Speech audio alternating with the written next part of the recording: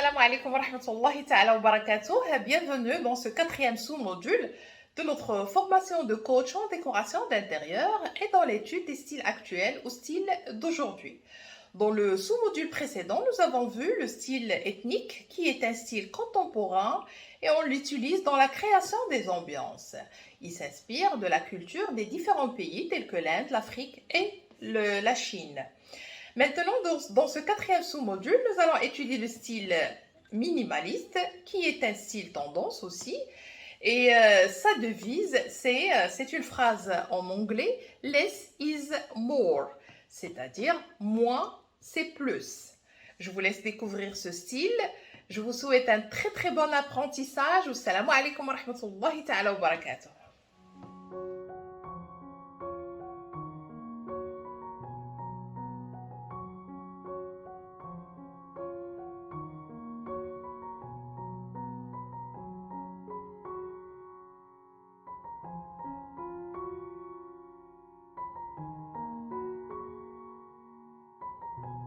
Le style minimaliste.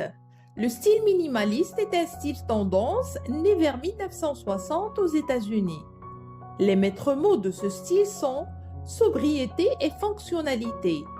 Il a pour devise less is more, ce qui veut dire moins c'est plus.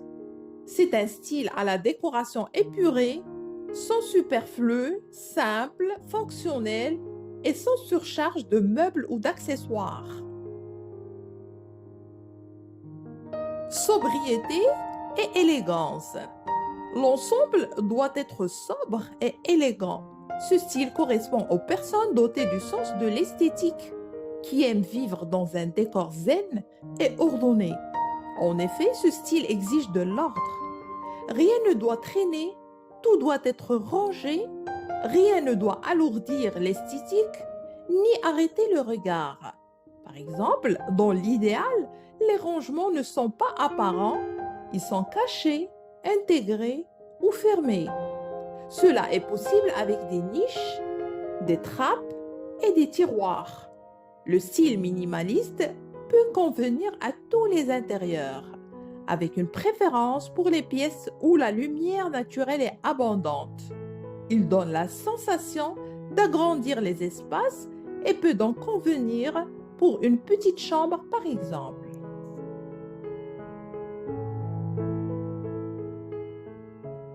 Les matériaux.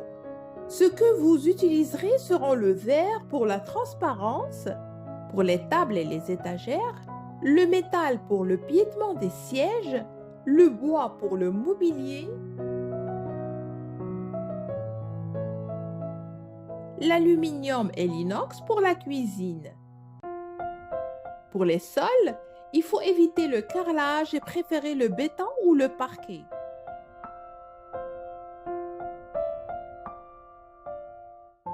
Les couleurs. Ce style préfère les couleurs neutres, comme le blanc, qui doit être franc et lumineux pour les murs, les plafonds et les meubles, et le gris. Le noir est le bienvenu, mais par petites touches pour ne pas assombrir l'espace. On l'applique sur un seul plan de mur ou on l'utilise pour le ligne de lit dans une chambre blanche ou encore avec un vase dans le salon.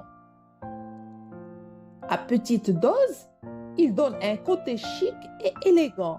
Enfin, le bleu nuit est une couleur qui convient pour adoucir.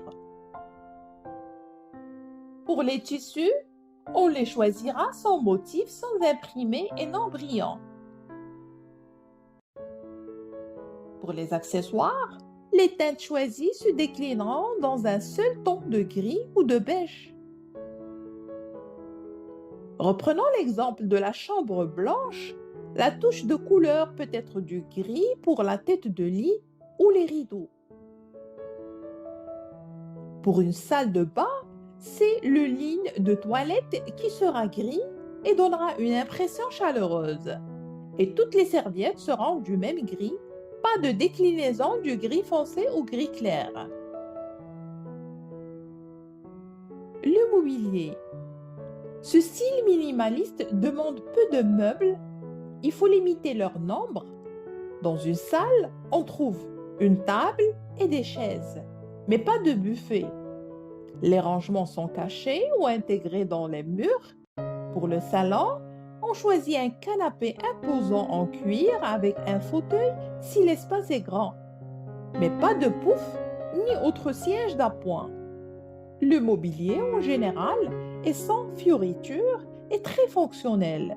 Le bois des meubles est laqué et ils doivent se fondre dans le décor. Pareil pour les objets décoratifs. Pas de surcharge d'accessoires. On en pose peu sur les étagères ou sur les meubles. Mieux vaut un simple bouquet de fleurs ou un luminaire aux lignes épurées.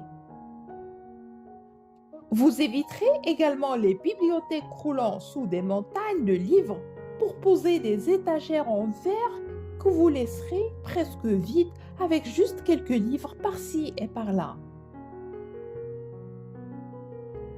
Voici un autre exemple. Pas de cadre sur les murs, plutôt un seul grand tableau. La lumière.